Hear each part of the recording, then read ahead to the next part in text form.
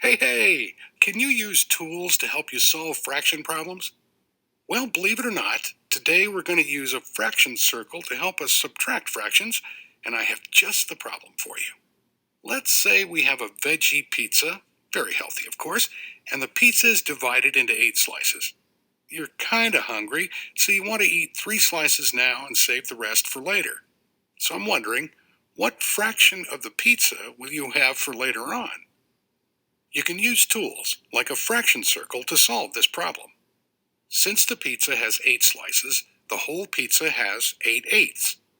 8 eighths equals 1 eighth plus 1 eighth plus 1 eighth plus 1 eighth plus 1 eighth plus 1 eighth plus 1 eighth plus 1 eighth.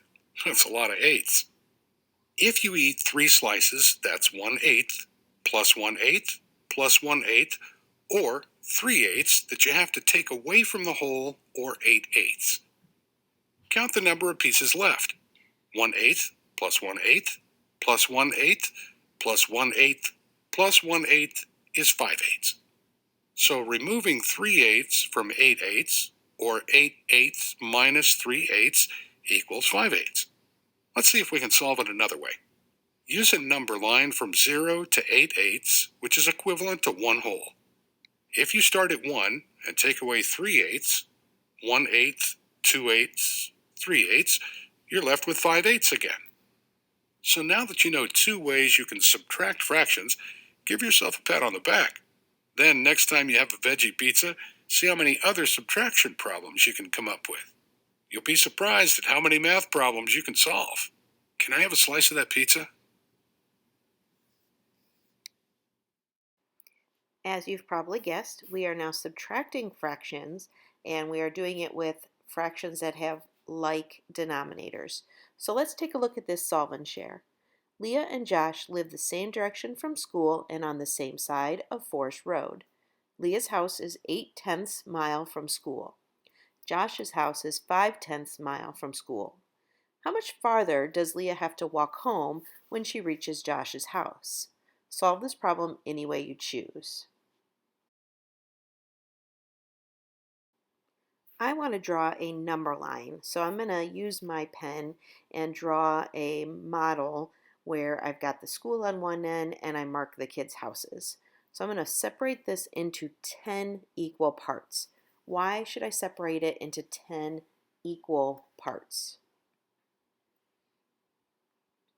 That's right. It says that the denominator is 10, so I want my fraction line or my number line to be 10 as well. Okay, so now I need to mark their houses on this line.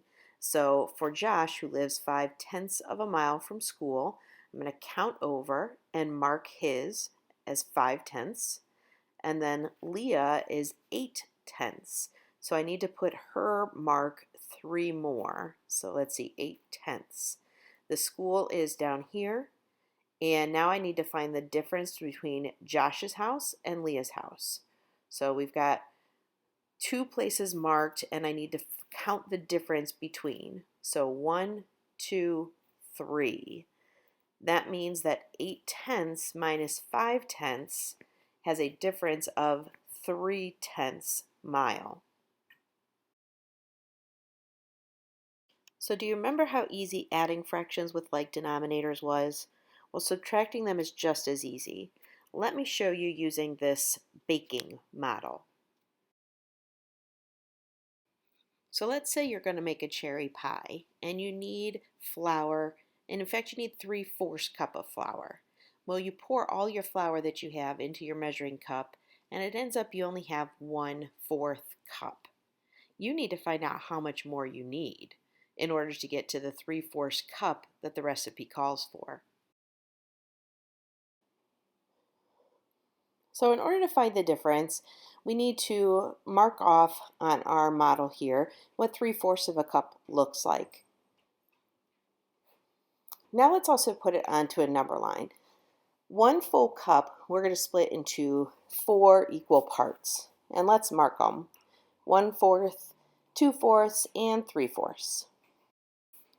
Now we want to start at 3/4 and take 1/4 away. So we're going to jump back just 1. that lands us at 2/4, which we can now come up with an equivalent fraction for, and we know that that is 1/2. So how much more flour do we need? That's right, we need 1/2 cup.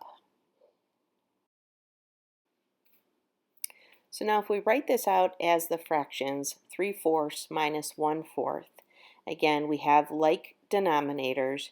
We really can write this as a simple subtraction equation. We can write it as 3 minus 1 over that like denominator. And 2/4 is equivalent to the 1/2.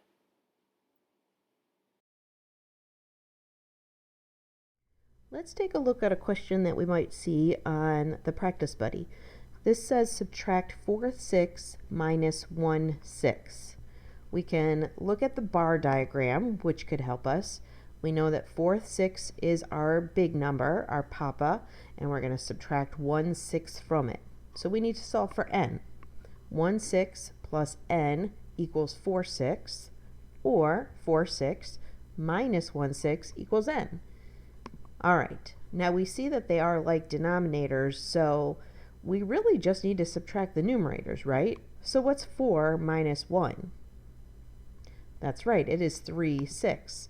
So let's see if 3/6 is our answer. Nice job. What else could we have put in there besides 3/6? That's right, we could have also put in 1/2. All right, try Practice Buddy on your own. Remember, you're just subtracting the numerator as long as the denominator is the same or considered a like denominator.